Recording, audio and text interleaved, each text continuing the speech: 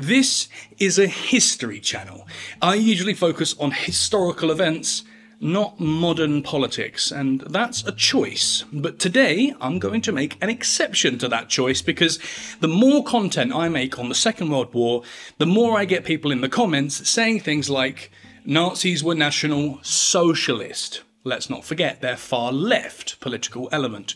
Or, in another flavour, socialists are leftists, including Nazis.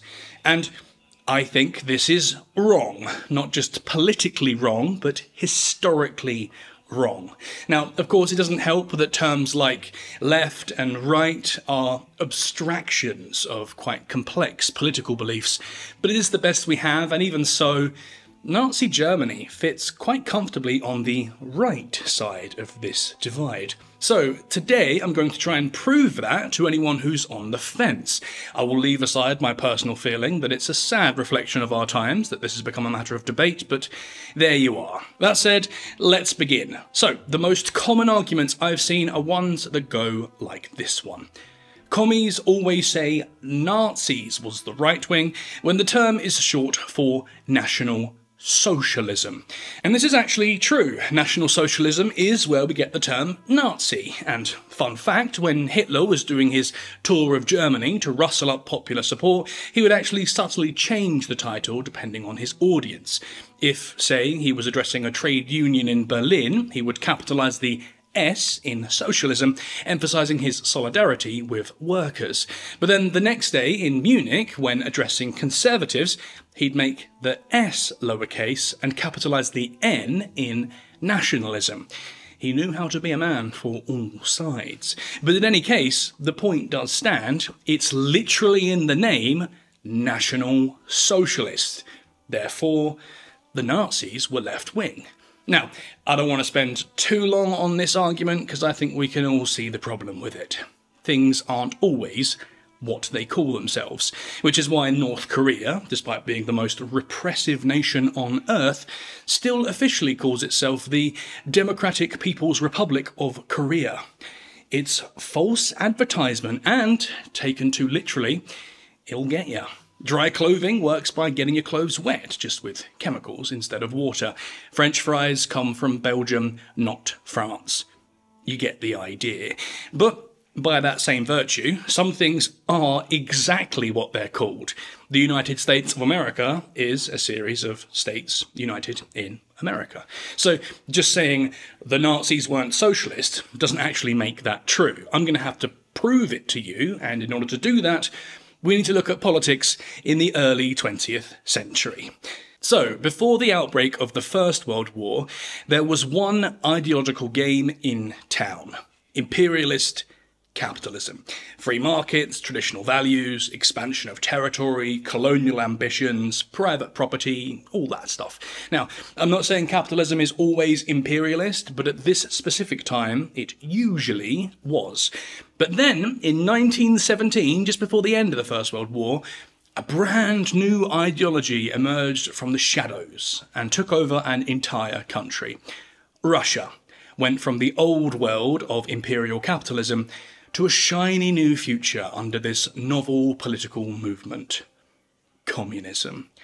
Communists saw the defining features of capitalism as fundamental injustices, and instead offered a new way, a classless society where property was collectively owned and distributed among the workers, where the church was stripped of its power and influence, and where the only war left to fight was between the workers who were oppressed and the capitalists who did the oppressing. This sudden bifurcation of political philosophy in 20th century Europe created a bit of a hoo-ha, both between, but especially within, nations. Nowhere was this more prevalent than in Germany, which had just been destroyed after the chaos of the First World War. Internationally humiliated and desperate at home, Germans started to squabble about which direction the country should take: the new left or the old right. This squabbling then led to a series of street fights between communists, desperate to bring Germany into the shiny new communist utopia, and the conservative factions, determined to keep communism at bay, restore Germany's national pride, and return to the politics of the old world. One of these right-wing anti-communist factions, which was particularly violent, was the Freikorps, and it's from this organisation that the Nazis would go on to fill their ranks, including major figures such as Ernst Röhm, Rudolf Hess, Reinhard Heydrich, Karl Ernst, and Martin Bormann. The ranks of the Nazi Party were firmly and comfortably drawn from the right of the political spectrum, not the left. But that's not the point I actually want to make. Not yet, at least. What I'm really trying to say is that by the 1920s there were two ideological games in town. Old world capitalism and new world communism. And as I said, this two-sided struggle created a lot of hoo-ha across Europe as countries agonised over which side to pick. The devil you know, or the devil you don't. And all that was until 1922, when a man named Benito Mussolini marched on Rome with a brand new offer. A third option. Not communism, but not exactly capitalism either. Under Il Duce, you'd get the best of both worlds. A strong state that preserved national pride, but whilst also having a hand in the economic market that would make sure that the workers would be well fed, and without all that hassle of abolishing private property. Everybody wins. Mussolini called it fascism, named after fasces from ancient Rome, which were used to symbolise political power. And for a while, the world was pretty smitten. International coverage was positive, and Il Duce's third way seemed to be going quite well for Italy, at least in the beginning.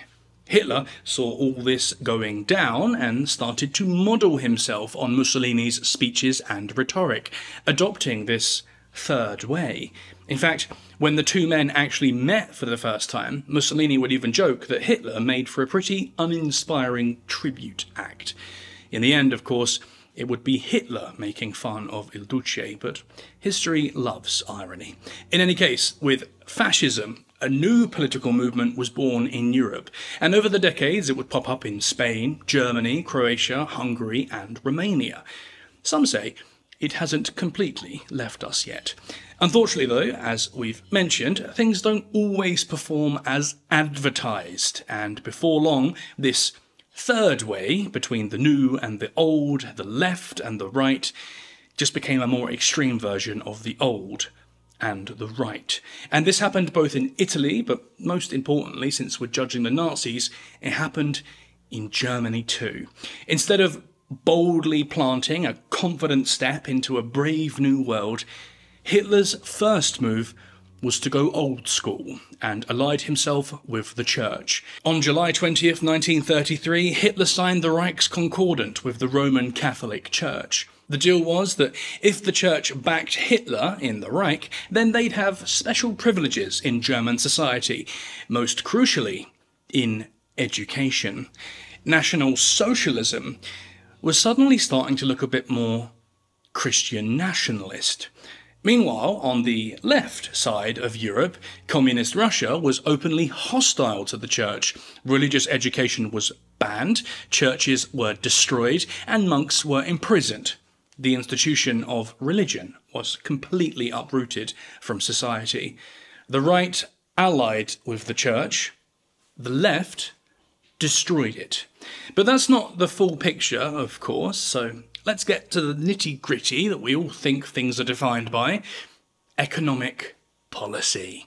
After all, the fascists were supposed to intervene in the economy in order to protect workers' rights. In reality, not so. Hitler did get his mittens in the market, but unlike the left, where capitalists were thrown out and industry was collectivised, under the Nazis, the capitalists and industrialists were allowed to stick around so long as they helped build the war machine. This is why Nazi Germany had a nasty collection of war profiteers who made themselves extremely rich from feeding the insatiable beast, i.g. Farben, which made Zyklon B, and Krupp being prime examples. But whilst capitalists were able to accrue obscene wealth under the Nazi regime, trade unions, a staple of the left-leaning workers' movement, were abolished. Literally. Under Hitler, all trade unions were banned, leaders were whisked off to concentration camps, and a new organisation called the German Labour Front was established instead. But that was actually a puppet of the Nazi regime. The whole time, profits flowed handsomely, and the working class remained underpaid. Not very left-wing. Now, that's not to say that the working class got a taste of utopia in the Soviet Union either. That experiment turned out to be a horrific failure for the working class as well, just for very different reasons. Moving away from economics, though, you can also look at the behaviour of Nazi Germany on the international stage to get a flavour of their politics. Every time the Nazi Party took a stance on global affairs, they protected the right and aggressively hindered the left. You need only look at the Spanish Civil War, where Franco was able to steamroll the Spanish communists, but only with the help of German weapons, most famously at the Guernica, bombed by German planes. And if you're still in doubt, just ask the Führer himself. In Mein Kampf, he couldn't be clearer. The revolution of the proletariat, led by the Jews, is a mortal danger to the German nation and must be crushed with uncompromising force. So, yes, very anti-communist, even from the horse's mouth. But that quote actually brings us to the last point I want to talk about, which is that although both the communist regimes and fascist regimes had an awful track record of human rights, for the communists, the enemy was the capitalist, the bourgeoisie, the rich oppressor. But for the Nazis, the enemy wasn't economic, it was racial. Non-Aryans and Jews were the enemy. Similarly, communism saw itself as an international movement. Workers first. Nazism, by contrast, was a nationalist movement. Germany first. Communism, at least on paper, aimed for a flat hierarchical structure based on equality between all. Fascism was quite happy with hierarchies. It made sense to them, and they were happy to preserve them. Big differences between both sides. I could go on, but I think you get the point, and I think the more interesting question for the moment is, why are people suddenly saying this, even though it's pretty obviously untrue? And I don't think it's just a case of historical disagreement here. In fact, I think the motivation to say that the Nazis were left-wing is political. Right now, there's a pretty fierce divide between right and left in our culture, and as a result, rightly or wrongly, the word fascist, or Nazi, is being thrown around a fair bit, and I think that this is an attempt by the right to distance themselves from the atrocities of the Nazi regime. You know, the right don't do this thing, don't forget they were the socialists, this is what being left-wing gets you, we're the good guys, etc., etc. And not only is this wrong and intellectually dishonest, it's also ineffective. Even if I was to agree with you that the Nazis were left-wing after all, it's being too far left that makes you a Nazi, they're the bad guys, even if I concluded that, you'd still have all of your work cut out for you to make the right clean. I mean, even if the Nazis were lefties, how do you explain the Japanese Empire with their atrocities in China, their racial dogma, their literal god-king on the throne, and militaristic corporatism? Would you say that they were left-wing too? How would you account for Ante Pavelic in Croatia, who took power under the guise of Catholic nationalism and went on to commit crimes against humanity so depraved that it shocked even the SS? Was this also left-wing? Of course not.